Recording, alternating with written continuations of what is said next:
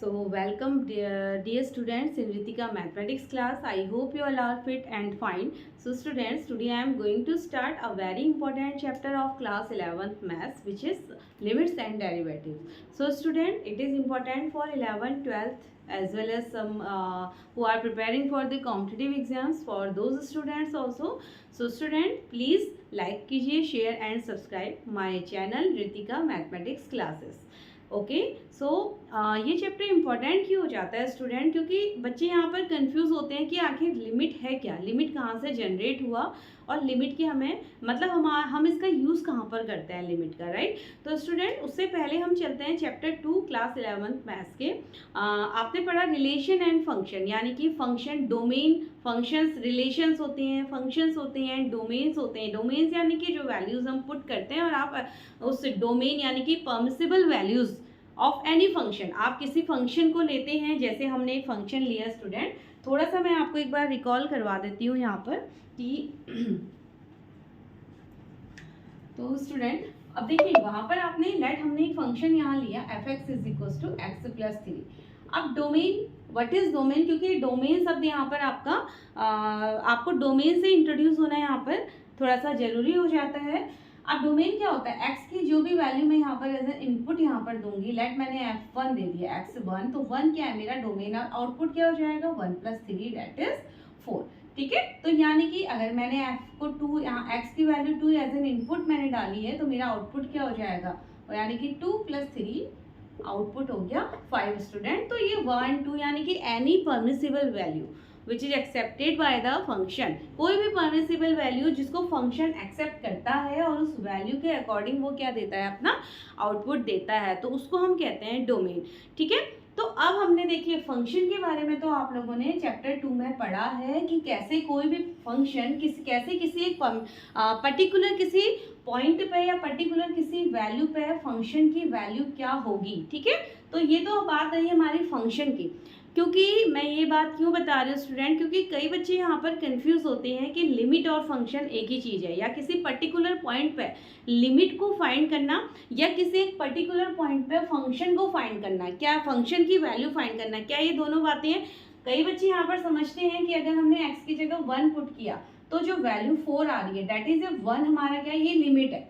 ठीक है, कई बार आप इस तरीके से समझ जाते हैं कॉन्सेप्ट को कि हमने जो 1 वैल्यू पुट करी और यही क्या है, ये लिमिट भी है, बट ऐसा नहीं है स्टूडेंट। लिमिट यहाँ पर थोड़ा सा चेंज होता है फंक्शन की वैल्यू फाइंड करने से। ठीक है, तो यहाँ तो हमने सिंपल मैंने क्या किया है, फंक्शन मैंने ले लिया, एक जनरल फंक्शन मैंने लिया और मैंने एक डोमेन यहाँ पर यानी कि इनपुट मैंने दिया इसको x1, तो इसने अपना आउटपुट 4 दे दिया। ठीक है, तो यानी कि अगर फंक्शन की पर्टिकुलर मैंने स्पेसिफिक किसी पर्टिकुलर पॉइंट में x = 1 पे अगर मुझे फंक्शन की वैल्यू फाइंड करनी थी तो वो क्या हो गई, 4 हो गई। तो ये तो होता है the value of function at any particular point. ठीक है, एट अ पर्टिकुलर पॉइंट यानी कि लिमिट्स क्या है, बट ये लिमिट नहीं है स्टूडेंट। तो कई बच्चे यहाँ पर कंफ्यूज हो जाते हैं और इसी को लिमिट समझते हैं।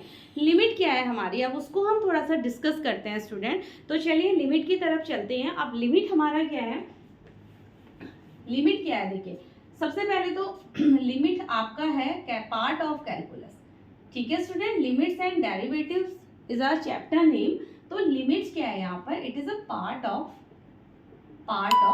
कैलकुलस, पार्ट ऑफ कैलकुलस, या आप कह सकते हैं foundation of calculus is limit, foundation of calculus is limit.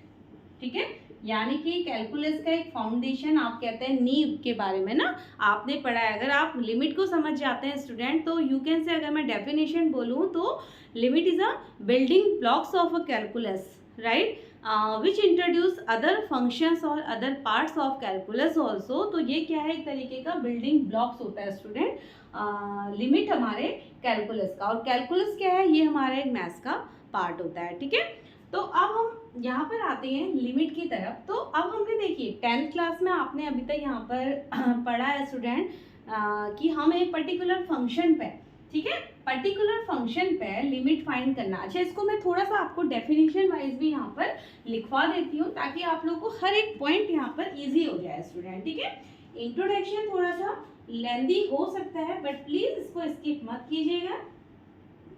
Even इसको लाइक शेयर एंड सब्सक्राइब भी कीजिएगा स्टूडेंट, ताकि आप लोग ये पूरे चैप्टर का जो इंट्रोडक्शन वीडियो, आप इस चैप्टर को काफी अच्छे से यहाँ पर समझ पाए। ठीक है, तो अगर मैं सिंपल भाषा में यहाँ पर एक लाइन में स्टेटमेंट दूं स्टूडेंट, तो फाउंडेशन ऑफ कैलकुलस आप लिख सकते हैं कि foundation of calculus is limit.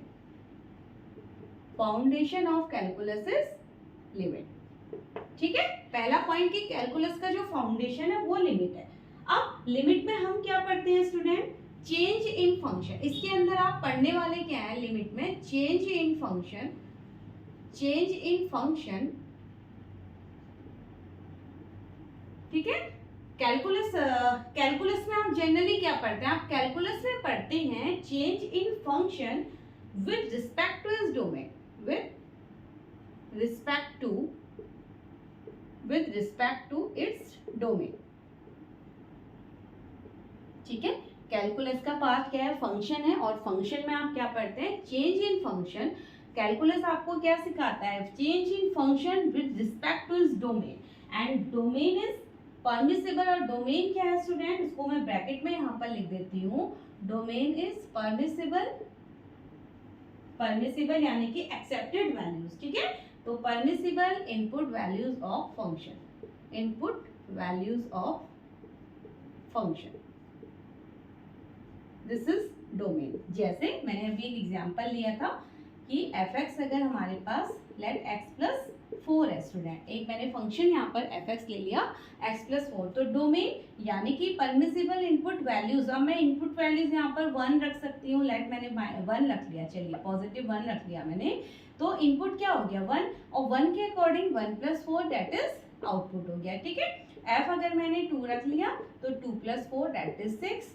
ऐसे आप f इक्वल्स टू -1 रख लीजिए, तो -1 प्लस 4 यानी कि 3 हो गया। ठीक है स्टूडेंट, तो आपने यानी कि फंक्शन परमिसिबल वैल्यू यानी कि जिस वैल्यू को फंक्शन अलाउ करता है स्टूडेंट, ठीक है, आपने डिफरेंट फंक्शंस पढ़े थे, तो उस पर्टिकुलर किसी भी फंक्शन के लिए जो इनपुट वैल्यू यानी कि परमिसिबल वैल्यू जिसको परमिशन देता है फंक्शन अपने इनपुट में लेने की, तो उसको उसके अकॉर्डिंग वो अपना आउटपुट भी देता है। तो ये हमारा यानी कि जो 1 2 3 मैंने ये 1 2 -1 इस तरीके से आप कोई भी यहाँ पर नंबर पुट कर सकते हैं स्टूडेंट, तो उसको हम क्या कहते हैं? डोमेन कहते हैं, यानी कि इनपुट वैल्यू जो हम अपने फंक्शन को देते हैं। तो ये तो हमने चैप्टर 2 में यहाँ पर सब कुछ पढ़ा हुआ है स्टूडेंट। ठीक है, तो ये तो बात है। कैलकुलस के अंदर आप क्या पढ़ते हैं? कैलकुलस के अंदर आप पढ़ते हैं change in function with respect to its domain. ठीक है, कैलकुलस के अंदर आप पढ़ते हैं change in function with respect to its domain. ये बात है कैलकुलस की। अब हम आ जाते हैं स्टूडेंट लिमिट्स के अंदर। अब आप लिमिट्स के अंदर क्या पढ़ेंगे? लिमिट्स में क्या चेंज है? कैलकुलस का पार्ट है, ठीक है, फाउंडेशन है कैलकुलस की लिमिट, बट कैलकुलस में आपने क्या पढ़ा? Change in function with respect to its domain. अब आप लिमिट में क्या देखते हैं, ये हम देख लेते हैं कि लिमिट कब यूज की जाती है। क्या f1 इज इक्वल टू जब वैल्यू 5 आई आउटपुट, क्या ये लिमिट है? नहीं, ये केवल चेंज इन फंक्शन है एट एनी पर्टिकुलर पॉइंट। ठीक है, यहाँ पर आप बात समझ लीजिएगा। तो ये बात है कैलकुलस की। अब लिमिट के अंदर आप क्या पढ़ते हैं स्टूडेंट? मैं यहीं पर बताती हूँ आपको। लिमिट इज यूज्ड व्हेन, जब हमें क्या होता है? When we have to find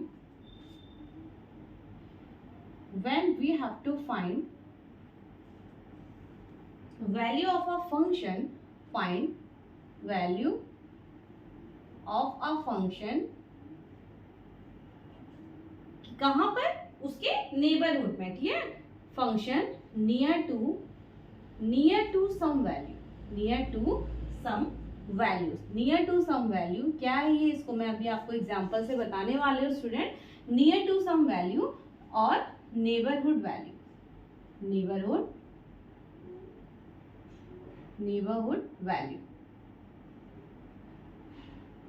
ठीक है, नेबरहुड वैल्यू। तो वहां पर हम यूज करते हैं स्टूडेंट लिमिट का। ठीक है, तो आई होप कि मैं आपको यहाँ तक बात को समझा पाई हूँ कि लिमिट का और कैलकुलस में डिफरेंस। कैलकुलस के अंदर यानी कि देखिए, ये तो आपको समझ आया आखिर लिमिट क्या चीज है। ठीक है, फंक्शन कैलकुलस में आप जनरली क्या करते हैं? आप change in function with respect to इस डोमेन, यानी कि इनपुट के अकॉर्डिंग फंक्शन क्या वैल्यू देगा, फंक्शन की वैल्यू कैसे बदलेगी, वो आप कैलकुलस का पार्ट है, ठीक है। बट फाउंडेशन ऑफ कैलकुलस क्या है, लिमिट। और लिमिट आपको क्या कहता है कि किसी भी पर्टिकुलर पॉइंट के, जैसे लाइक मैंने देखिए, जैसे माना मैंने कोई फंक्शन ले लिया, नेबरहुड मतलब क्या हो गया, आप इसको एक नंबर लाइन की हेल्प से मैं आपको बता देती हूँ। ये हमारा एक पर्टिकुलर पॉइंट है, लाइक ये 3 एक पॉइंट है, ठीक है। ये 3 एक पॉइंट है, माना कोई फंक्शन मेरा है fx इज इक्वल्स टू 3, ये मेरा एक फंक्शन है fx is equals to 3 particular point पे स्टूडेंट, ठीक है। अब 3 के नेबरहुड, 3 का नेबरहुड यानी कि एक तो देखिए, अगर मैं नंबर लाइन पे चलती हूँ तो ये मेरे पास हो जाएगा 0 1 2 3, ठीक है, और 4। अब देखिए फंक्शन मेरा क्या है, fx इज इक्वल्स टू 3 है, तो fx इज इक्वल्स टू 3 क्या है कि फंक्शन की पर्टिकुलर एक 3 के ऊपर value.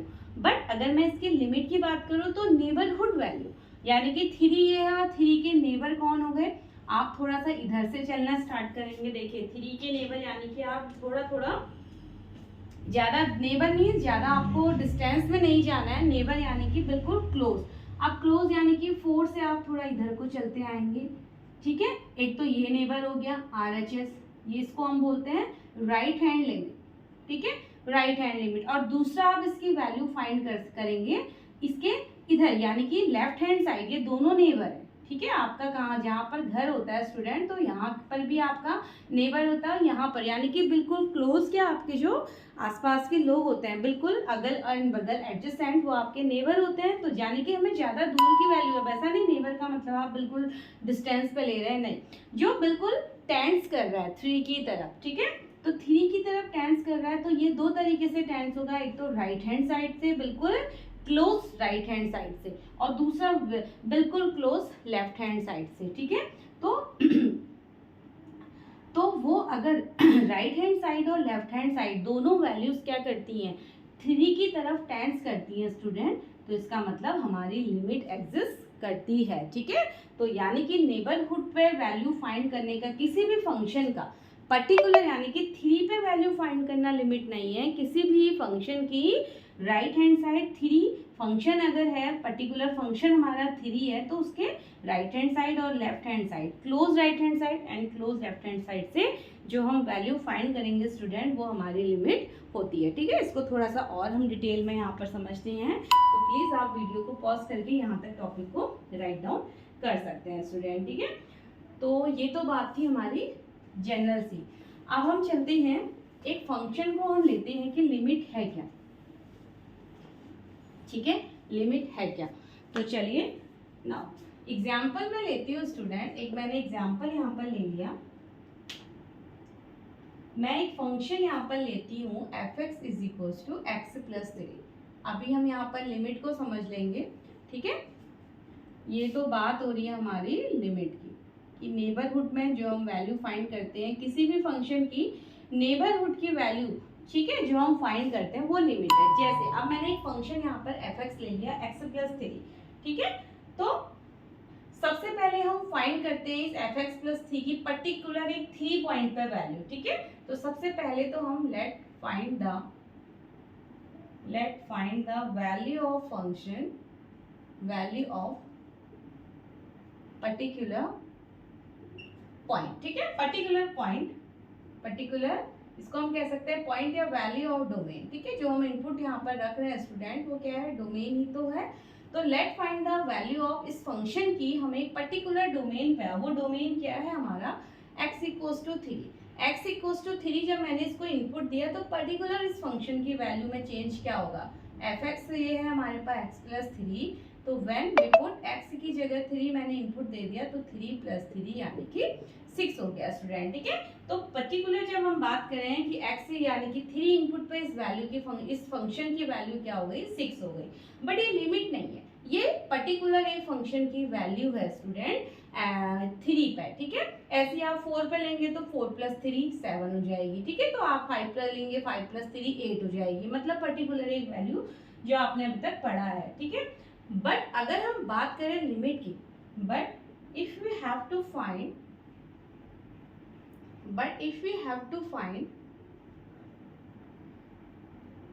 The value near to 3। अब नियर टू 3 का मतलब क्या है स्टूडेंट, नियर टू 3 यानी कि नेबरहुड। अब हम इस फंक्शन की लिमिट फाइंड कर रहे हैं, ठीक है। अभी तक तो हमने पर्टिकुलर वैल्यू फाइंड कर ली, अब हम लिमिट की तरफ मूव कर रहे हैं कि नियर टू 3 इस फंक्शन की वैल्यू क्या होगी। अब नियर टू 3 चलने के लिए हमें क्या करना पड़ेगा, एक नंबर लाइन बनानी पड़ेगी स्टूडेंट, ठीक है। नियर टू 3, तो उसके लिए हमें let's draw a number line.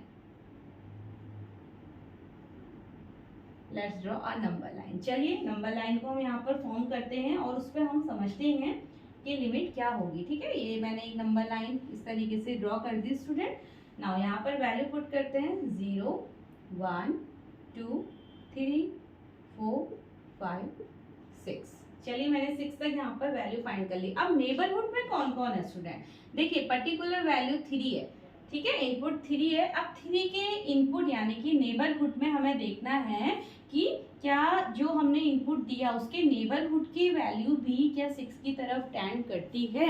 अगर टेंड करती है स्टूडेंट तो वो फंक्शन हमारा एग्जिस्ट करेगा, यानी कि लिमिट एग्जिस्ट करेगी, ठीक है।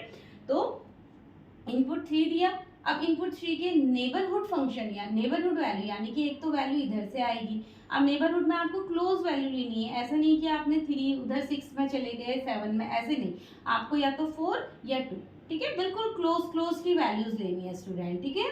तो 3 से जब आप 4 की तरफ को इधर को जब आप टेंड करते हैं तो नेबरहुड की दो वैल्यू या तो बिल्कुल नियर आपको इधर कहीं से मिलेगी, इसको हम बोलते हैं राइट हैंड लिमिट, ठीक है। जो राइट साइड से जो हम नेबरहुड वैल्यू चेक करते हैं स्टूडेंट उसको हम राइट हैंड लिमिट बोलते हैं, और जो लेफ्ट हैंड से हम वैल्यू चेक करते हैं उसको हम लेफ्ट हैंड लिमिट बोलते हैं, ठीक है। बार बार right hand limit and left hand limit नहीं लिखा जा सकता, तो इसको हम RHL और इसको हम LHL कहते हैं। तो ये तो हमने देखा कि ये क्या है, इसके नेबरहुड फंक्शन या नेबरहुड यानी कि आसपास के पड़ोसी हैं स्टूडेंट, ठीक है, यानी कि आप इनको पड़ोसियों की बात भी बोल सकते हैं।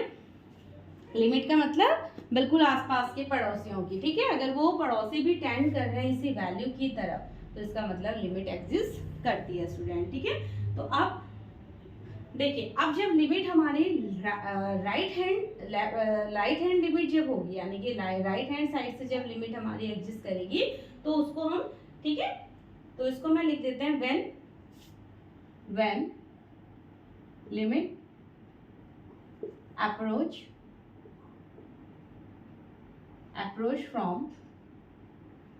फ्रॉम राइट हैंड साइड, ठीक है। जब राइट हैंड साइड से लिमिट अप्रोच करेगी यानी कि, तो इसको हम कैसे, इसको हम लिखते हैं लिमिट 3+, ठीक है, क्योंकि हम 3 की नेबरहुड की वैल्यू चेक कर रहे हैं तो इसको हम लिखेंगे लिमिट, और फंक्शन हमारा x टेंड्स टू 3+ और इसको हम fx लिख लेंगे, fx हमारा फंक्शन है x+3, ठीक है। तो ऐसे इसको हम डिनोट करते हैं स्टूडेंट, राइट हैंड साइड से जब फंक्शन लिमिट क्या कर रही है, राइट हैंड साइड से अप्रोच कर रही है, ठीक है, तो क्या हो जाएगा, हम कैसे इसको डिनोट करते हैं प्रॉपर, इसको इस तरीके से x टेंड्स टू 3+, ठीक है। तो limit x tends to 3+ right hand side से यानी कि प्लस एंड fx फंक्शन की वटेवर वैल्यू जो हमारे पास होगी वो हम यहाँ पर fx की जगह पुट करेंगे। जैसे मेरी एग्जाम x+ है, जो भी वैल्यू यहाँ पर हमें मिलेगी उसको हम fx की जगह पुट करेंगे, ठीक है। When limit approach from left hand side, ठीक है, तो इसको हम लिमिट x टेंड्स टू 3- और fx, जब लेफ्ट हैंड साइड से यानी कि कम की तरफ से ना, लेफ्ट हैंड का मतलब इधर से आएगी तो इसको 3x निगेटिव हम यहाँ पर लिखते हैं, ठीक है स्टूडेंट। तो ये तो हमारा था लिमिट को डिनोट करने का तरीका, ठीक है। fx की जगह वैल्यू यहाँ पर पुट करते हैं तो आपको यहाँ पर वैल्यू मिल जाती है। अब इस वाले को हम एक एग्जांपल से, मैं इसको यहाँ पर प्रॉपर वैल्यूज आपको रख के दूंगी कि राइट हैंड साइड लिमिट को हम कैसे देखते हैं कि क्या ये 3 की तरह अप्रोच कर रही है, और लेफ्ट हैंड लिमिट क्या ये 3 की तरह अप्रोच कर रही है, उसको भी हम यहाँ पर एग्जाम्पल में समझेंगे स्टूडेंट, ठीक है। तो ये तो बात थी रिप्रेजेंट करने की, तो चलिए यहीं पर अब हम इसको वैल्यू भी चेक करते हैं, ठीक है। नाउ अब देखिए, अब राइट हैंड साइड से यानी कि इधर की तरफ से वैल्यू जो अप्रोच करेंगी, ठीक है, तो वो वैल्यूज हमारी एक्स की वैल्यू क्या क्या हो सकती है स्टूडेंट, ठीक है। तो मैं यहाँ पर लिख देती हूँ कि राइट हैंड लिमिट में भी क्या क्या हो सकती है, यानी कि राइट हैंड साइड से एक्स की वैल्यू क्या क्या हो सकती है स्टूडेंट। एक्स की वैल्यू देखिए 3 है, तो 3 के नेक्स्ट यानी कि 3.1, 3.01, 3.001, देन 3.001 एंड सो ऑन। इस तरीके से हमारी जब हमारी राइट हैंड साइड से वैल्यू अप्रोच करेगी स्टूडेंट, ठीक है, तो ये इस तरीके से आएगी, यानी कि 3.1, 3 मतलब जैसे 3.001, 3 मतलब near close to right hand side से जब वैल्यूज आएंगी तो इस तरीके से हमारी वैल्यू एक्स की वैल्यू यहाँ पर ये रहेगी। तो साथ में फंक्शन की वैल्यू, अब यहाँ पर आप तो फंक्शन की वैल्यू क्या हो जाएगी, अब फंक्शन हमारा ये है, ठीक है, तो फंक्शन की वैल्यू देखिए जब x क्या है हमारे पास, तो जब x हमारे पास 3.1 है स्टूडेंट, ठीक है, व्हेन x यहाँ पर 3.1 पुट कीजिएगा, फंक्शन हमारे पास x + 3 है ना, इस तरीके से x + 3, ठीक है। ये तो आप समझ पा रहे होंगे कि मैं अभी राइट हैंड लिमिट की बात कर रही हूँ कि अगर x की वैल्यू राइट हैंड लिमिट, क्योंकि देखिए राइट हैंड लिमिट क्या है, 3 से बड़ी वैल्यूज होंगी यहाँ पर, यानी कि अप्रोचिंग तो 3 कर रहा है ना, 3.001, 3.001, देन 3.1, इस तरीके से अप्रोच कर रहा है 3 की तरफ। तो फंक्शन भी कैसे अप्रोच कर रहा है उसको भी समझ लेंगे। अब x की जगह सबसे पहले 3.1 रखिए +3, तो ये क्या हो जाएगा 6.1, ठीक है, यानी कि 6.1। फंक्शन किस तरीके से 3.1 आपने रखा तो हमें मिला 6.1, देन ऐसे ये इसके लिए क्या हो जाएगा फंक्शन 6.01, फिर 6.001, फिर 6.001 एंड सो ऑन, ठीक है। तो जब हम राइट हैंड साइड से हमने फंक्शन को जब हमने x की वैल्यू पुट करी राइट हैंड लिमिट के को लेते हुए, तो फंक्शन हमारा क्या कर रहा है 6 की तरह अप्रोच कर रहा है स्टूडेंट, ठीक है। अब ऐसे ही हम लेफ्ट हैंड लिमिट को लेते हुए चलते हैं, तो now same for left hand limit. अब लेफ्ट हैंड लिमिट के लिए x की वैल्यू क्या हो जाएगी, इधर से अब हम चलेंगे, ठीक है, तो लेफ्ट हैंड लिमिट के लिए x की वैल्यू क्या हो जाएगी, देखिए, यानी कि टेंस करेगा 3 की तरफ को की ओर, टेंस करना माने 3 की ओर को चलना, ठीक है, तो टेंस करेगा तो 2.9, देन उसके बाद 2.99, then 2.999, then 2.9999 and so on, यानी कि 2.9, ठीक है, 2.99 बिल्कुल। अब ये आपको ध्यान रखना है स्टूडेंट कि बिल्कुल क्लोज की वैल्यूज लेनी है, ज़्यादा हमें दूर नहीं जाना, बिल्कुल क्लोज की वैल्यूज, ठीक है। तो ये क्लोज की वैल्यूज मैंने यहाँ पर ली है x की, तो fx ये आया। ऐसे ही लेफ्ट हैंड लिमिट में भी मैंने बिल्कुल क्लोज की वैल्यूज दी हैं, तो fx क्या हो जाएगा, देखिए fx क्या हो जाएगा। अब आप यहाँ पर fx x की जगह आप 2.9 हमारा है, तो x की जगह आप 2.9 रखिए, आपको क्या देगा x + 3, fx हमारा ये है ना 2.9, तो fx = x की जगह 2.9 + 3 एंड 5.9, ये हमें दे रहा है 5.9, ठीक है।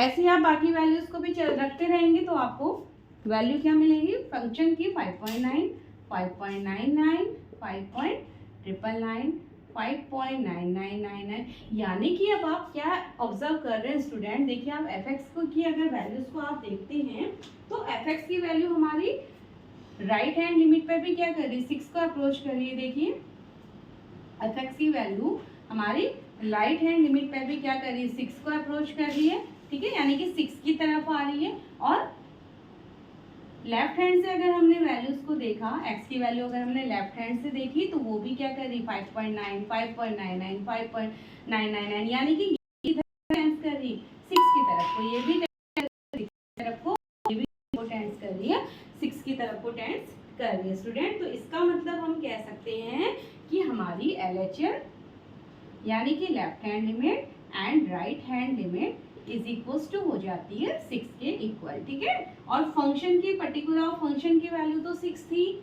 जब पर्टिकुलर हमने 3 पे, जब एग्जैक्ट 3 पे हमने वैल्यू निकाली थी तो वो भी 3 थी, ठीक है। और जब हमने नेबरहुड पे लिमिट को चेक किया स्टूडेंट, तो वो भी हमें क्या आया, 6 की तरफ को टेंड करता हुआ आया। ठीक है, तो वी विल, तो नाउ अब दोनों लिमिट भी हमारे बराबर है, यानी कि जब दोनों लिमिट्स की वैल्यू बराबर होती है, टेंड्स करता है सेम पर्टिकुलर वैल्यू फंक्शन की वैल्यू की तरफ, तो इसका मतलब स्टूडेंट लिमिट एग्जिस्ट करती है। ठीक है, यानी कि इस फंक्शन के लिए हमारी लिमिट एग्जिस्ट कर रही है। ठीक है, तो मैं इसको लिख देती हूँ, if left hand limit is equal to right hand limit. ठीक है, सिंपली मैं यहाँ पर अभी लिख देती हूँ, then we will say that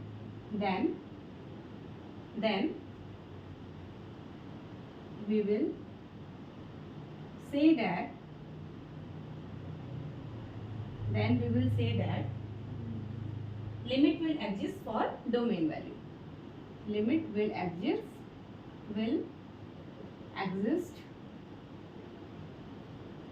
for domain value. ठीक है, जब हमारी दोनों लिमिट्स इक्वल हो जाती है स्टूडेंट, तो इसका मतलब क्या हो गया कि लिमिट हमारी इस डोमेन के लिए, हमारा डोमेन क्या था, 3 था, तो यानी कि हमारी लिमिट क्या हो गई, इस पर्टिकुलर स्पेसिफिक इस पॉइंट के लिए, इस डोमेन के लिए हमारी लिमिट भी एग्जिस्ट करती है। ठीक है, तो जब आपको कोई भी डोमेन दिया जाएगा, फंक्शन पे आप वैल्यू पुट कीजिए, और पहले तो आप पर्टिकुलर उस डोमेन पे फंक्शन पे क्या चेंज आया, फंक्शन की वैल्यू क्या चेंज हुई, वो आप फाइंड कीजिए। देन उसके बाद आप नियर की वैल्यू फाइंड करेंगे। ठीक है, फिर नेबर, फिर आप लिमिट की तरफ को चलेंगे, और लिमिट मतलब एक लिमिटिंग वैल्यू दे देता है। अच्छा, इसको लिमिट क्यों कहते हैं स्टूडेंट, क्योंकि हमें पर्टिकुलर पॉइंट पे, ठीक है, एक मतलब हमको पॉइंट, एक पर्टिकुलर इनपुट पे हमें क्या मिला है, लिमिटिंग वैल्यू मिल गई है।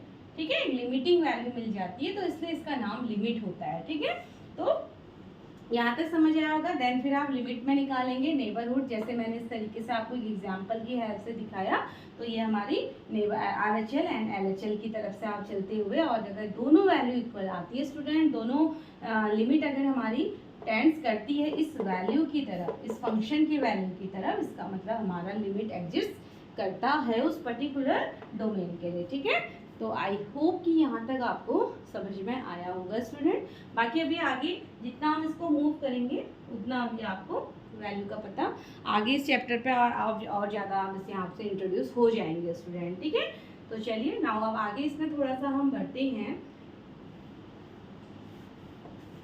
अब देखिए स्टूडेंट, इतना ये मेथड आप हर क्वेश्चन में हम इसको अप्लाई नहीं करते हैं, ये केवल आपको समझाने के लिए था कॉन्सेप्ट की लिमिट होता क्या है। ठीक है, जब आप फंक्शन की वैल्यू को आप लिमिट समझते हैं, ऐसा नहीं है, आप जब पर्टिकुलर फंक्शन के नेबरहुड की वैल्यू आप फाइंड करते हैं, नेबरहुड वैल्यू अगर एग्जिस्ट करता है आपका एक पर्टिकुलर फंक्शन की तरफ, ठीक है, ये कोई पर्टिकुलर वैल्यू है इधर से और इधर से जब आप चेक करते हैं, तो ये नेबरहुड जब वैल्यू टेंड्स करती है स्टूडेंट इस पर्टिकुलर फंक्शन की तरफ, लेकिन यहाँ पर पहुँच नहीं पाती, मतलब बिल्कुल क्लोज तो हो जाएंगी, बिल्कुल नियर आ जाएंगी, 0.999 यानी कि बिल्कुल नियर आ जाएंगी, लेकिन पर्टिकुलर इसके ऊपर नहीं होती वैल्यू। ठीक है, ये तो इसको हम लिमिटिंग वैल्यूज बोलते हैं। ठीक है, लिमिट यानी कि एक दायरा, एक बाउंड्री। ठीक है, तो एक इसको हम लिमिटिंग वैल्यूज कहते हैं स्टूडेंट। ठीक है,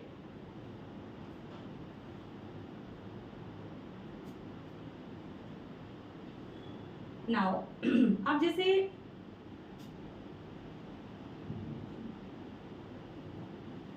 चलिए स्टूडेंट, अब एक इसको थोड़ा सा हम और डिटेल में समझते हैं।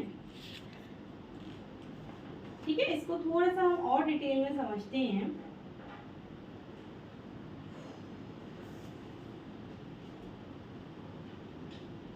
इसको हम एक एग्जाम्पल की हेल्प से समझते हैं।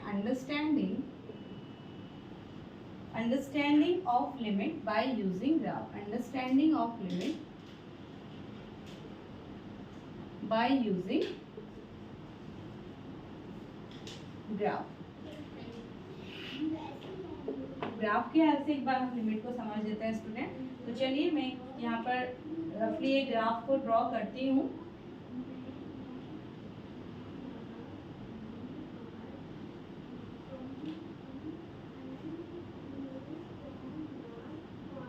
वैल्यू यहाँ पर पुट कर लेते हैं स्टूडेंट 1 2 3, 1 2 3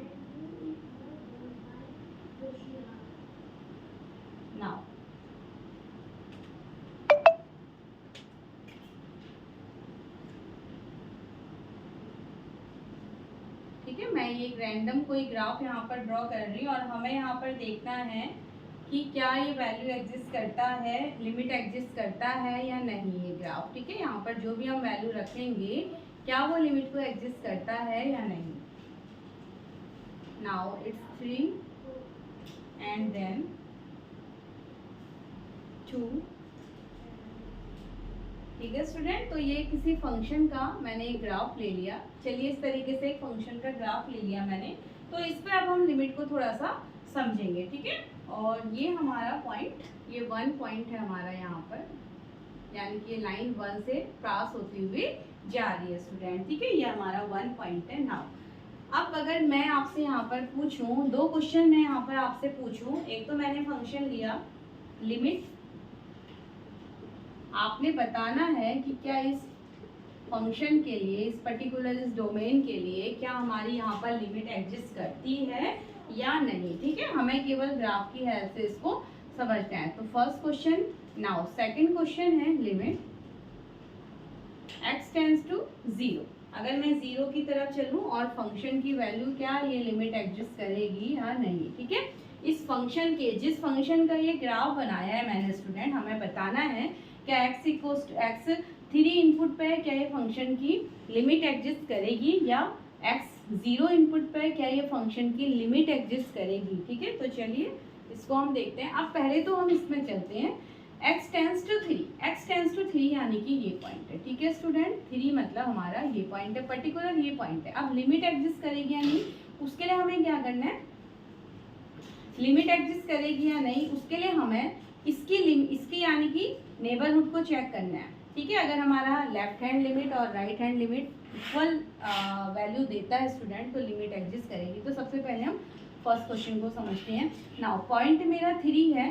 ठीक है, मुझे 3 इनपुट पे चेक करना है, तो 3 इनपुट में मैं थोड़ा सा पहले इसके राइट हैंड लिमिट को चेक करने वाली हूँ। अब राइट हैंड लिमिट पे देखिए, जैसे मेरी x की वैल्यू ये चली, ठीक है, x इधर को आया तो फंक्शन भी हमारा कुछ इस तरीके से, यानी कि इस तरीके से, जब यहाँ पर होगा तो ये यहाँ पर वैल्यू रही होगी, यहाँ पर होगा तो ये वैल्यू रही होगी, यहाँ पर होगा तो ये वैल्यू रही होगी। ठीक है, यहाँ पर हुआ होगा तो ये वैल्यू रही होगी। यानी कि जब हम राइट हैंड लिमिट, जब हमने राइट हैंड लिमिट को देखा नेबरहुड में लाइन, ठीक है, 3 के राइट हैंड नेबरहुड को अगर हमने चेक किया तो जब मेरा ये पॉइंट इधर रहा होगा, जैसे जैसे पॉइंट 3 के क्लोज आ रहा होगा तो फंक्शन भी हमारा यहाँ पर इस तरीके से, साथ में फंक्शन भी तो हमारा इस तरीके से चल रहा होगा, आउटपुट भी तो इस तरीके से रहा होगा। और ये आउटपुट यानी कि ये वैल्यू हमारी कहाँ पर चलती है, ये हमारी क्या वैल्यू दे रही है, जब हम राइट हैंड लिमिट की तरफ से आ रहे हैं तो वैल्यू हमारी आती है स्टूडेंट 2। उस कंडीशन में वैल्यू हमारी क्या आ रही है, राइट हैंड लिमिट से जब हम चल रहे हैं तो आपने देखा यहाँ चले तो फंक्शन यहाँ चलेगा, यहाँ बढ़े यहाँ चलेगा, यहाँ बढ़े यहाँ चलेगा, यहाँ बढ़े यहाँ चलेगा। तो यानी कि वैल्यू हमारी फंक्शन की वैल्यू क्या आ रही है, 2 आ रही है। ठीक है, तो कहने का मतलब है राइट हैंड लिमिट को, तो लिमिट x टेंड्स टू, अब राइट हैंड लिमिट को हम 3 पॉजिटिव या 3 प्लस से शो करते हैं तो फंक्शन हमारा क्या वैल्यू दे रहा है स्टूडेंट, 2 वैल्यू दे रहा है, फंक्शन हमारा 2 वैल्यू दे रहा है। अब जब हम लिमिट को लेफ्ट हैंड से अगर अप्रोच करते हैं, ठीक है, नाउ लिमिट हमारी लेफ्ट हैंड से अप्रोच हो रही है स्टूडेंट, लेफ्ट हैंड लिमिट अगर हमारी है तो देखिए जब वैल्यू यहाँ होगी तो पॉइंट यहाँ रहा होगा। ठीक है, वैल्यू यहाँ होगी पॉइंट यहाँ रहा होगा, वैल्यू यहाँ पॉइंट यहाँ, मतलब जैसे जैसे नियर टू 3 हम आ रहे होंगे तो पॉइंट हमारे यहाँ पर फंक्शन, यानी कि फंक्शन भी तो इस तरीके से हमारा वैरी कर रहा होगा स्टूडेंट। ठीक है, फंक्शन भी तो हमारा इधर को मूव करेगा। ठीक है, ये ऐसे था, ये इधर को मूव करेगा, यानी कि हमारी फंक्शन की वैल्यू, अब आप देखते हैं तो फंक्शन की वैल्यू इस कंडीशन में क्या है, 1 आ रही है। जब हम लेफ्ट हैंड लिमिट यानी कि लेफ्ट हैंड नेबरहुड वैल्यूज को देखते हैं तो तब हमारी फंक्शन की वैल्यू क्या है, ये इन पॉइंट्स के साथ चलते हैं तो फंक्शन की वैल्यू हमारी 1 आ रही है स्टूडेंट। तो यानी कि limit x tends to 3 minus, तो फंक्शन की वैल्यू हमारी क्या है, 1 है। तो आपने क्या देखा कि लेफ्ट हैंड लिमिट और राइट हैंड लिमिट यहाँ पर इक्वल नहीं है स्टूडेंट, फंक्शन की वैल्यू अलग अलग आती है। ठीक है, तो इसका मतलब क्या है, यहाँ पर देखिए, तो हम क्या देख रहे हैं कि left hand limit does not equal to right hand limit. ठीक है, यानी कि इस ग्राफ की हेल्प से हमने समझ लिया कि क्या लिमिट एग्जिस्ट करती है या नहीं। हमें सॉल्यूशन की यहाँ पर ज़रूरत नहीं पड़ी स्टूडेंट, हमने ग्राफ को यहाँ पर एनालिसिस किया और हमने देखा कि left hand limit does not equal to right hand limit हमारा होगा, ठीक है। तो यानी कि लिमिट डज नॉट एग्जिस्ट, जब लिमिट्स दोनों तरफ से बराबर नहीं है तो इसका मतलब limit does not exist for this function या फॉर दिस इनपुट, ठीक है। यानी कि इस इनपुट के लिए हमारा फंक्शन या हमारी लिमिट एग्जिस्ट नहीं है स्टूडेंट। यानी कि x इक्वल्स टू, अगर हम x को 3 एज एन इनपुट अगर हम यूज़ करते हैं, इनपुट 3 वैल्यू देते हैं फंक्शन को, तो उस केस में हमारी लिमिट एग्जिस्ट नहीं कर रही है, ठीक है। अच्छा, दूसरा हमारा फंक्शन था यहाँ पर, सेकंड मैंने लिया था question, limit x tends to 0। तो हमें ये चेक करना है क्या x टेंड्स टू जब 0 की तरफ हम चलते हैं तो क्या फंक्शन लिमिट एग्जिस्ट करती है या नहीं, ठीक है।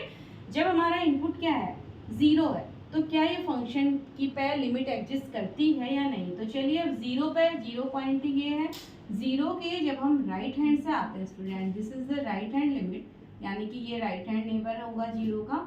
तो यहाँ से जब यहाँ वैल्यू चली तो यहाँ पर, ठीक है, यहाँ रहा तो यहाँ पर वैल्यू, यहाँ रहा तो यहाँ पर, यानी कि जब क्लोज टू 0 आ रहा है तो फंक्शन की वैल्यू क्या हो रही है, राइट हैंड लिमिट से 1 हो रही है, ठीक है।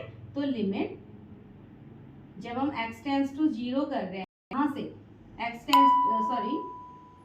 लिमिट x टेंड्स टू 0 की तरफ जब हम राइट हैंड साइड से, पॉजिटिव का मतलब राइट हैंड साइड से जब हम 0 की तरफ टेंड कर रहे हैं स्टूडेंट, तो फंक्शन की वैल्यू क्या हो रही है, वहाँ पर हमारी 1 हो रही है, ठीक है। ये देखिए फंक्शन हमारा, यहाँ आप इधर को बढ़े ना, लेफ्ट हैंड लिमिट ये है तो फंक्शन लाइन ये है हमारा फंक्शन का ग्राफ, तो फंक्शन देखिए 1 की तरफ को मूव कर रहा है, ठीक है। नाउ अब ऐसे ही हम लेफ्ट हैंड लिमिट को चेक करते हैं, लेफ्ट हैंड लिमिट यानी कि इधर की तरफ से। अब जब आप इधर यानी कि क्लोज टू 1 जा रहे हैं, 0 जा रहे हैं, तो आप यहाँ आप चले तो फंक्शन यहाँ, ग्राफ यहाँ, ठीक है। तो फंक्शन की वैल्यू यहाँ, फंक्शन की वैल्यू यहाँ, फंक्शन की वैल्यू यहाँ, यानी कि आपके ये पैरेलल साथ में फंक्शन की जो हमारा ग्राफ दिया है fx, फंक्शन की वैल्यू हमारी ये भी कहाँ को टेंड्स कर रही है स्टूडेंट, 1 की ही तरफ को टेंड्स कर रही है। तो लेफ्ट हैंड लिमिट से वैल्यू की तरफ अप्रोच कर रही है फंक्शन की, तो यानी कि लिमिट x जब हम टेंस कर रहे हैं लेफ्ट हैंड साइड से, ठीक है, लेफ्ट हैंड यानी कि निगेटिव साइड से, तो भी फंक्शन की वैल्यू क्या है हमारी 1 की तरफ, यानी कि फंक्शन हमारा 1 ही अप्रोच कर रहा है स्टूडेंट। दैट इज क्या कहेंगे कि limit left hand limit is equals to right hand limit, ठीक है। तो यहाँ पर यानी कि इस फंक्शन के लिए हमारी लिमिट एग्जिस्ट करती है स्टूडेंट, यानी कि जब हमने इनपुट x 0 दिया तो हमारी लिमिट इस फंक्शन पे एग्जिस्ट करती है, क्योंकि लिमिट की दोनों तरफ से वैल्यू हमारी क्या आ रही, सेम आ रही है, ठीक है। और इस वाले फंक्शन के लिए हमारी लिमिट की वैल्यू सेम नहीं थी स्टूडेंट। तो इस तरीके से हमने एक ग्राफ की हेल्प से भी यहाँ पर समझ लिया। तो नाउ अब चलिए अब हम यहाँ पर आगे इस टॉपिक को थोड़ा सा बढ़ाते हैं स्टूडेंट और समझते हैं कि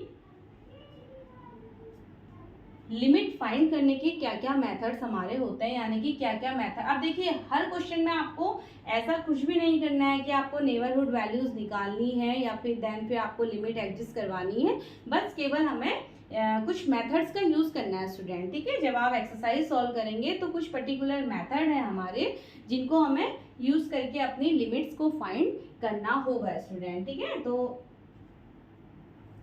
इवेल्युएट करना है अपनी लिमिट्स को, तो उसको अब हम थोड़ा सा आगे बढ़ाते हैं। तो चलिए यहाँ तक आई होप आप ग्राफिकल तरीके से भी समझ पाए होंगे लिमिट को। नाउ चलिए अच्छा, अब देखिए स्टूडेंट हमें अब क्या ध्यान रखना है, जब आप लिमिट को इवेल्युएट करते हैं तो कुछ हमारे पास यानी कि अनडिफाइंड फॉर्म आ जाती है, ठीक है। जब आप लिमिट को इवेल्युएट करते हैं स्टूडेंट, ठीक है, एक तो पर्टिकुलर हमारे कुछ कुछ वैल्यूज होती हैं, बट कुछ अनडिफाइंड वैल्यूज होती हैं, जैसे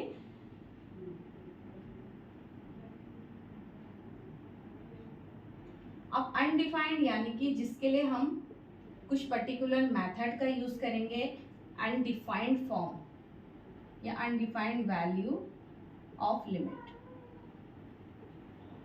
ठीक है, वो क्या है स्टूडेंट, जब आप किसी भी फंक्शन को सॉल्व करते हैं और आपके पास 0/0, ठीक है, या इन्फिनिटी अपॉन इन्फिनिटी, अगर आपके पास ये फॉर्म्स आती हैं स्टूडेंट, तो हमें कुछ और मेथड फिर वहाँ पर यूज़ करने होते हैं, कुछ अदर मेथड हमें यहाँ पर यूज। अगर आपके आंसर में कुछ इस तरीके की अनडिफाइंड वैल्यूज़ आती हैं तो इसको limit, undefined values of limit बोलते हैं, यानी कि इसको हम नहीं, इसको एज एन आंसर हम यहाँ पर नहीं कंसिडर करेंगे स्टूडेंट। तो आप पहले देख लीजिए सिंपल फंक्शन में, अगर कोई भी सिंपल फंक्शन में आप वैल्यूज रखते हैं, जैसे कोई भी एक्स की इनपुट आप वैल्यू पुट करते हैं स्टूडेंट, एक्स की इनपुट वैल्यूज आप देंगे किसी भी फंक्शन में और आंसर आपको इस फॉर्म में मिलता है, तो हमें फिर कुछ पर्टिकुलर तरीके सॉल्व करने होते हैं, कुछ मेथड्स होते हैं हमारे पास लिमिट को फाइंड करने के। तो चलिए अब हम डिस्कस करते हैं उन मेथड्स के बारे में। ठीक है, नाउ ओके, एंड मेथड से पहले भी हमारे कुछ अलजेब्रा ऑफ लिमिट्स है स्टूडेंट, तो मैं आपको थोड़ा सा अलजेब्रा ऑफ लिमिट्स को यहाँ पर बता देती हूँ। जैसे आप अलजेब्रा में पढ़ते हैं तो वैसे अलजेब्रा ऑफ लिमिट्स भी हमारे पास होता है, लिमिट्स को लेके भी हमारे पास अलजेब्रा कुछ पर्टिकुलर टर्म्स होते हैं जो हमें यहाँ पर ध्यान रखने होते हैं स्टूडेंट। अब है क्या वो, उसको भी थोड़ा सा हम देख लेते हैं।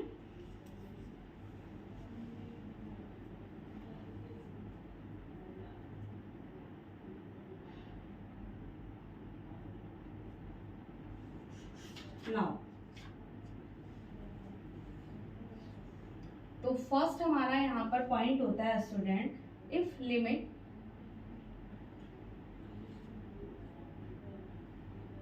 x टेंड्स टू, अनपुट हमारा पर्टिकुलर एक पॉइंट, जो जनरल पॉइंट हमने यहाँ पर a ले लिया है, ठीक है, और k क्या है, कांस्टेंट नंबर है स्टूडेंट। कोई भी अगर आप लिमिट एग्जिस्ट करवाते हैं किसी एक पर्टिकुलर पॉइंट, हमने यहाँ पर वो जनरल पॉइंट a ले लिया है और ये क्या है, कांस्टेंट है, तो आपको जो आंसर मिलता है वो भी हमें कांस्टेंट यानी कि k मिलता है स्टूडेंट। ठीक है, और इसमें हम लिख लेंगे कि where k is constant, where k is constant. एक ही वैल्यू यहाँ पर कुछ भी हो सकती है स्टूडेंट। ठीक है, सेकंड हमारे पास होता है, अगर हमारे पास इस तरीके से है limit x tends to a, दो फंक्शन f(x) एंड g(x) अगर हमें यहाँ पर दिए जाते हैं स्टूडेंट, ठीक है, दो फंक्शन f(x) और g(x) हमारे पास कुछ इस तरीके से फॉर्म में है, तो आप यहाँ पर limit x tends to a f(x), यानी कि आप लिमिट को क्या कर सकते हैं, स्प्लिट कर सकते हैं दोनों इंडिविजुअल फंक्शन के साथ। ठीक है, तो सेकंड हमारा ये पॉइंट हो गया स्टूडेंट। नाउ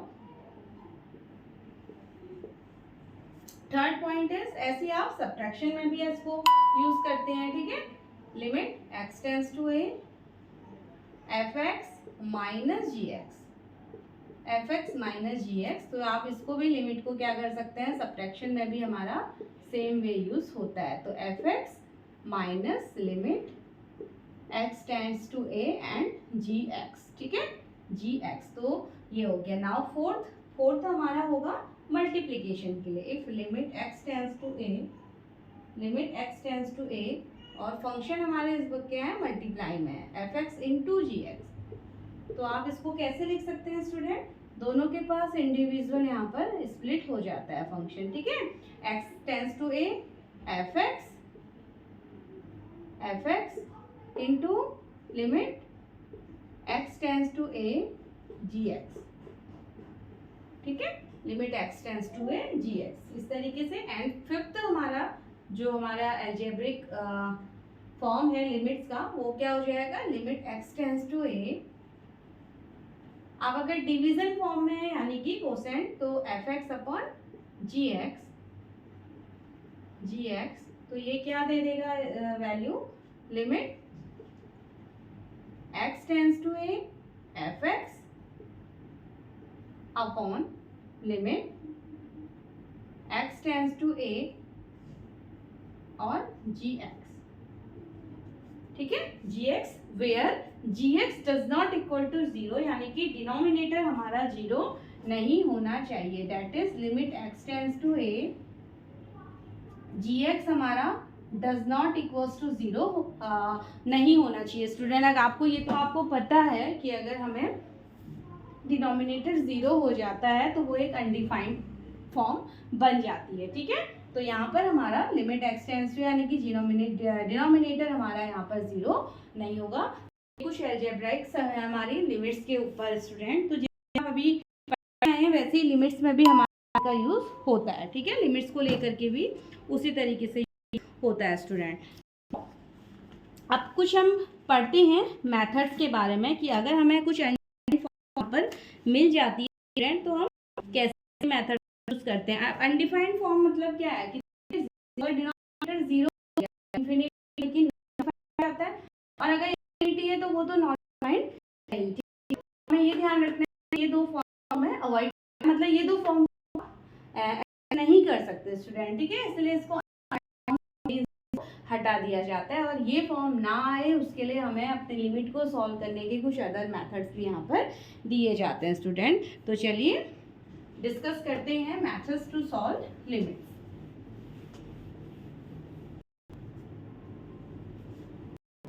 तो ध्यान रखिएगा 0/0 एंड इन्फिनिटी अपॉन इन्फिनिटी हमारी क्या हो जाती है, मेथड्स टू सॉल्व लिमिट होती है स्टूडेंट, ठीक है ना। तो सबसे पहला हमारा जो तरीका है method to solve limit, method to limit. तो फर्स्ट मेथड जो हम लिखेंगे स्टूडेंट वो है डायरेक्ट सब्स्टिट्यूट मेथड,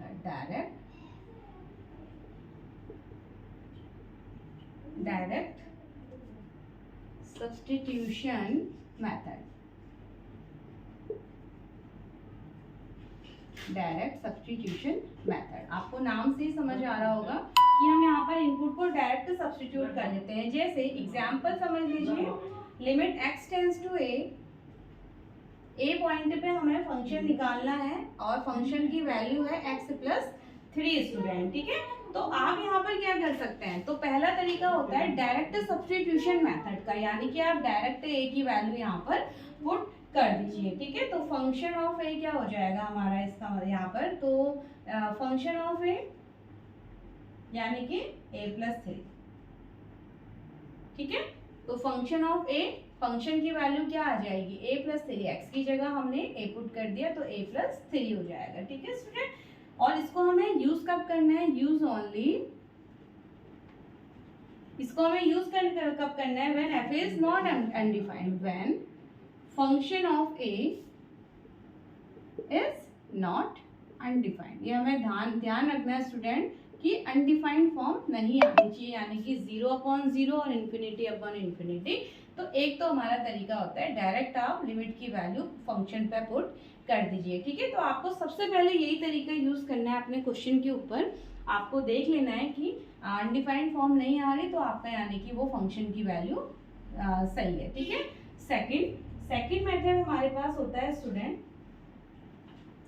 अब जैसे एक और अगर मैं एग्जांपल ले लूँ, चलिए एक और एग्जांपल यहाँ पर ले लेते हैं। ये तो हमने x+3 की फॉर्म में a की फॉर्म में ले लिया है। जैसे एग्जांपल एक और ले लें student, limit x tends to 4 4x+3 upon x-2, कुछ इस तरीके का फंक्शन है 4x+3 अपॉन x-2, ठीक है। तो अब अगर हम यहाँ पर डायरेक्ट सब्स्टिट्यूट मेथड दिखाते हैं स्टूडेंट, डायरेक्ट सब्स्टिट्यूट मेथड में लगाती हूँ तो f4 क्या हो जाएगा मेरे पास, f4 की वैल्यू यानी कि x की जगह 4 रखते हैं तो 4 × 4 + 3 अपॉन 4-2 यानी कि 16 + 3 19/2। और आपने देखा कि अनडिफाइंड फॉर्म नहीं आई है, तो यानी कि हम इस वाले फंक्शन पे भी डायरेक्ट सब्स्टिट्यूट मेथड को यूज कर सकते हैं स्टूडेंट, ठीक है। तो फर्स्ट मेथड होता है जो सबसे सिंपल बेसिक मेथड है जिसको हम यूज करते हैं अगर, ठीक है। अगर इस मेथड से यूज करने पे अगर आपको अनडिफाइंड यानी कि 0/0 टाइप और इन्फिनिटी टाइप की कोई फॉर्म यानी कि फॉर्म आ जाती है तो फिर हम अपना नेक्स्ट मेथड यूज करते हैं स्टूडेंट। तो फर्स्ट मेथड है तो इसको आप यहाँ पर लिख लीजिए वीडियो को पॉज करके। नाउ सेकंड मेथड हम जो यूज करते हैं स्टूडेंट वो है हमारा फैक्टराइजेशन मेथड। अब फैक्टराइजेशन मेथड जब हमारा डायरेक्ट मेथड में अनडिफाइंड फॉर्म आ जाती है, ठीक है। नाउ सेकंड मेथड है factorization method. Factorization method when use कब करेंगे, when direct substitution method fail हो जाएगा, ठीक है। मेथड फेल, फेल का मतलब क्या हो गया, अगर अनडिफाइंड फॉर्म आ गई तो फिर आप सेकंड हाफ फैक्टराइजेशन मेथड को यूज करते हैं स्टूडेंट। जैसे एग्जांपल ले लेते हैं, limit x tends to 2, limit x tends to 2।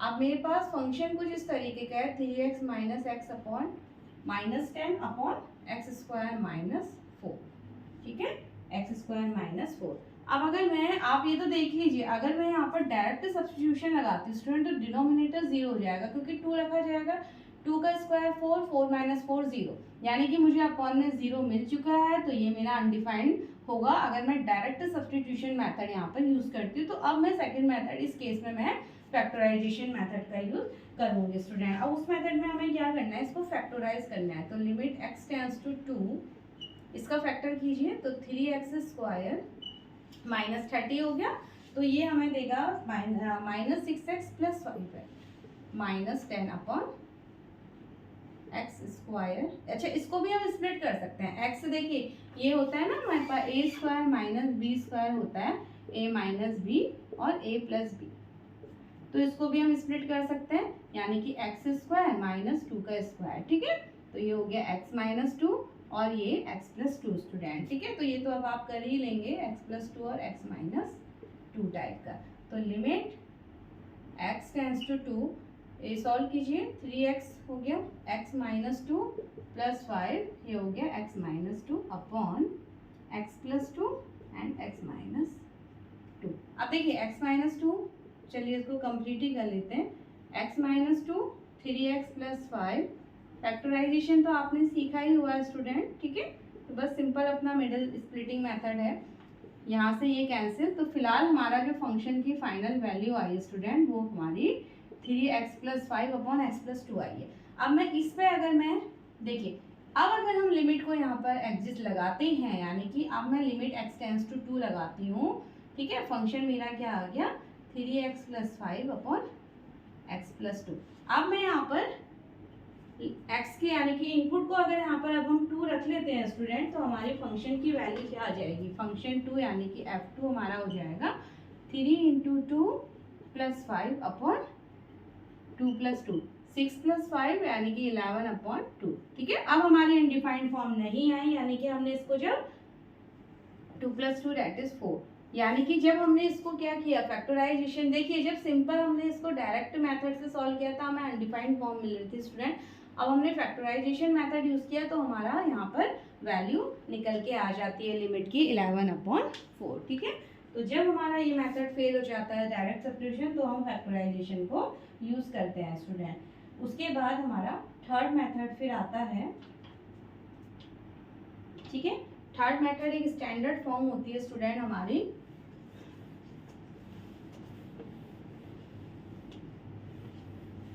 Third method में हमारी एक लिमिट की स्टैंडर्ड फॉर्म होती है जिसको आप यहाँ पर डायरेक्टली लगाते हैं,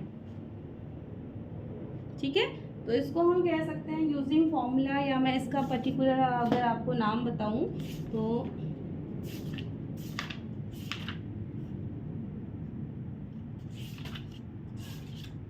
ना, अगर पर्टिकुलर हम देखते हैं स्टूडेंट, तो चलिए फॉर्मूला मेथड ही हम यहाँ पर इसको लिख लेते हैं, ठीक है, क्योंकि पर्टिकुलर एक फॉर्मूले का हम यहाँ पर यूज करते हैं।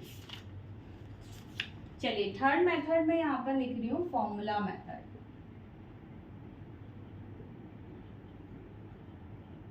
फॉर्मूला मेथड, अब फॉर्मूला मेथड में हम क्या करते हैं, हमारे पास एक स्टैंडर्ड फॉर्मूला होता है स्टूडेंट, इसको मैं आपको बता दूं किस फॉर्म में होगा, limit x tends to a, वो पर्टिकुलर आप इस तरीके के केस में यूज करेंगे, x की पावर n माइनस a की power n x minus a is equals to n a n minus 1, ठीक है। ये एक स्टैंडर्ड फॉर्म की आपको यहाँ पर फंक्शन मिलेगा, फंक्शन आपको इसी फॉर्म का या तो आपको बनाना होगा या आपको ऑलरेडी गिवन होगा स्टूडेंट। तो आप डायरेक्ट इस वैल्यू के साथ आप लिमिट की वैल्यू को फाइंड कर सकते हैं। ठीक है, अब ये आप कब यूज करेंगे, जब ऊपर के दोनों मेथड फेल हो जाएंगे। ठीक है, तो जैसे एग्जांपल मैंने ले लिया, एग्जांपल में ले रही हूँ यहाँ पर लिमिट x टेंड्स टू 0, कुछ इस तरीके से अगर आपको दिया जाता है x प्लस 1 की पावर 5 माइनस 1 अपॉन x। ठीक है, चलिए कुछ इस तरीके से अगर हमारे पास वैल्यू दी गई है स्टूडेंट, तो अब यहाँ पर आपका देखिए डायरेक्ट सब्स्टिट्यूशन भी नहीं किया जा सकता और फैक्टराइज भी नहीं किया जा सकता, यानी कि ऊपर के दोनों मेथड फेल हैं।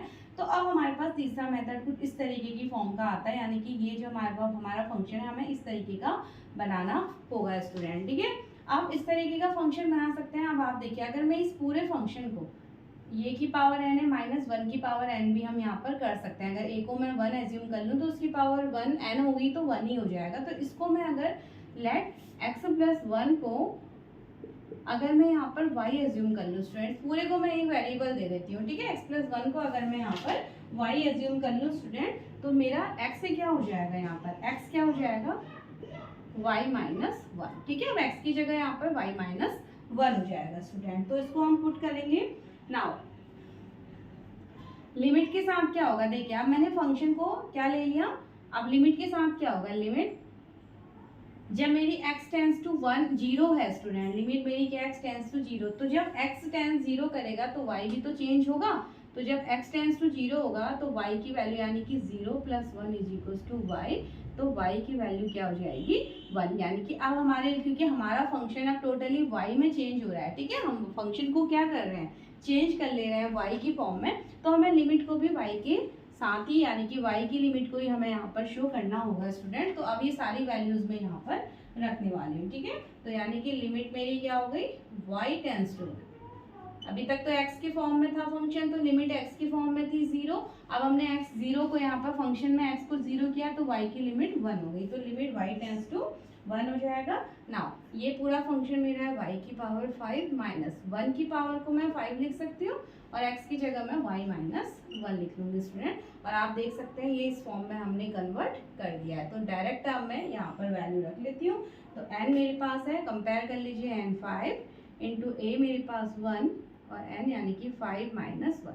ठीक है, और नाउ 5 इंटू 1 की पावर 4, तो 5 इंटू 1 की पावर 4 1 ही होगा स्टूडेंट, तो ये हमारा 5 आ गया। ठीक है, तो कुछ स्टैंडर्ड फॉर्म हमारी होती है, या तो आपको डायरेक्ट गिवन होगी या फिर आपको बनानी होगी स्टूडेंट। ठीक है, तो ये हमारा थर्ड मेथड फॉर्मूला मेथड होता है। नाउ चलिए नाउ नेक्स्ट, अब इसको हम थोड़ा सा और आगे ले चलते हैं। कुछ ट्रिग्नोमेट्रिक फंक्शंस भी आपको यहाँ पर देखने को मिलते हैं स्टूडेंट, तो ट्रिग्नोमेट्रिक फंक्शंस के लिए भी हमें सॉल्व करना आना चाहिए। ठीक है, तो चलिए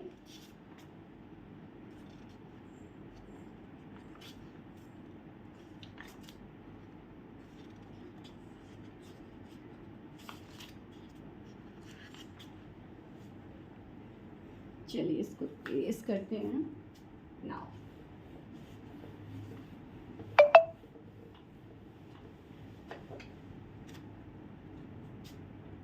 फोर्थ मेथड है, इसको हम लिख सकते हैं, फोर्थ मेथड का यूज करेंगे to handle trigonometric function, to handle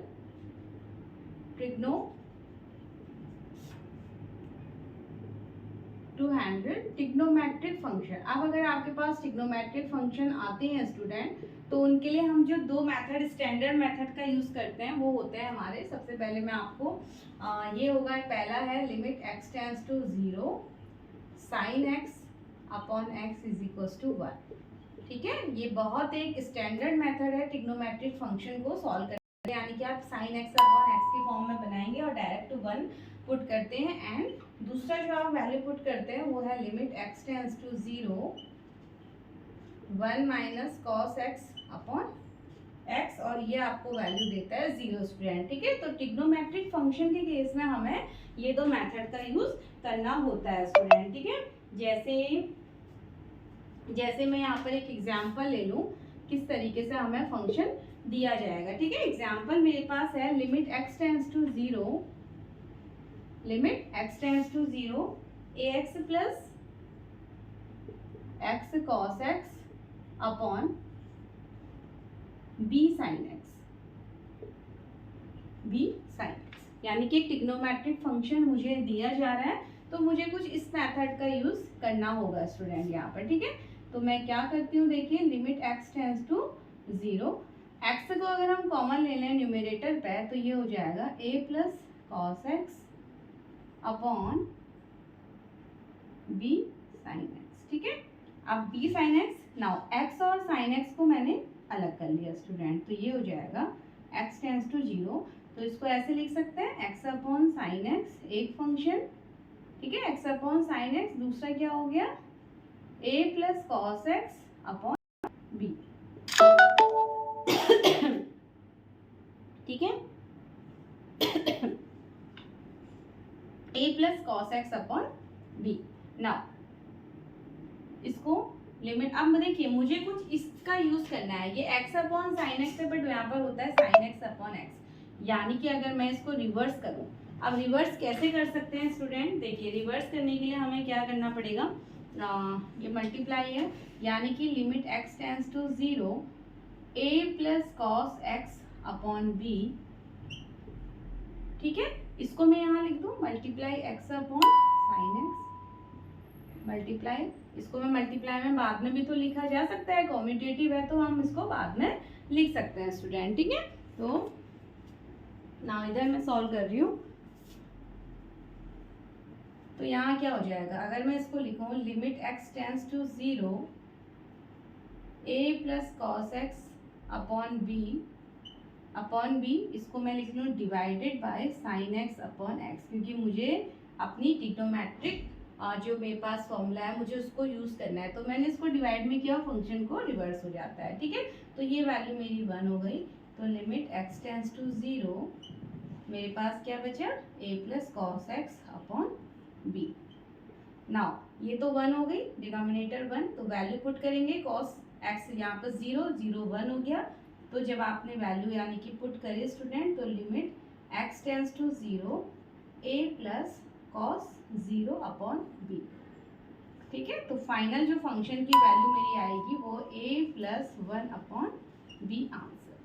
तो आई होप आप इस एग्जाम्पल की हेल्प से समझ पाए होंगे कि कैसे हम ट्रिग्नोमेट्रिक फंक्शन को थोड़ा सा हमें थोड़ा हैंडल करते हुए, यानी कि आपको देखना होगा कि आप कैसे इसको यूज़ करेंगे।